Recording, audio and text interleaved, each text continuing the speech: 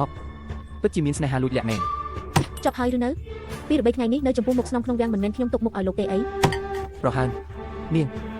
សូមព្រះរាជាពិនិត្យឲ្យច្បាស់ទូបង្គំជារង្គោមិនពេញលក្ខណៈគ្មានផ្លូវអាចប្រាថ្នាចង់បានព្រះនាងឡើយប្រសិនបើដោយសារតែទូបង្គំធ្វើឲ្យព្រះរាជានិងព្រះនាងក៏ទាំងគ្នាទូបង្គំសុខចិត្តស្លាប់រាប់មួយដង ព្រះរាជាគឺព្រះអង្គតាដែលអង្វរឲ្យខ្ញុំជួយព្យាបាលជំងឺឲ្យឥឡូវខឹងឡើងមកក៏ខឹងមែនទែនទៅវិញបើចង់ដាក់ទោសមិនបាច់សម្លាប់ទេប្រសិនបើព្រះអង្គមិនជឿក៏ដកហូតតំណែងខ្ញុំជាជនសាមញ្ញហើយនិរទេសទៅស្រុកស្រែទៅ យើងមិនមែនមានន័យអញ្ចឹងទេ តាមចិត្តលោកកងមិនប្រញាប់ត្រឡប់ទៅវងយ៉ានស៊ីទេអីគុំនៅទីនេះទើបភ្នែកព្រះរាជាអី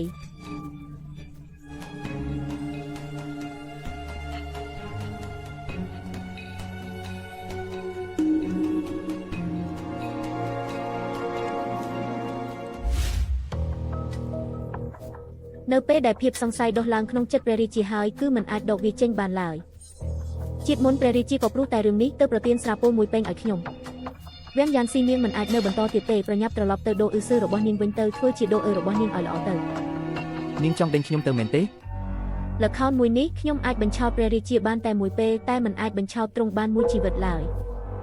ស៊ូសៀននាងចង់ឲ្យខ្ញុំឈរមើលនាងនិងព្រះរាជា ល្មមហើយខ្ញុំគ្រាន់តែចង់ឲ្យលោកមានជីវិតរស់នៅ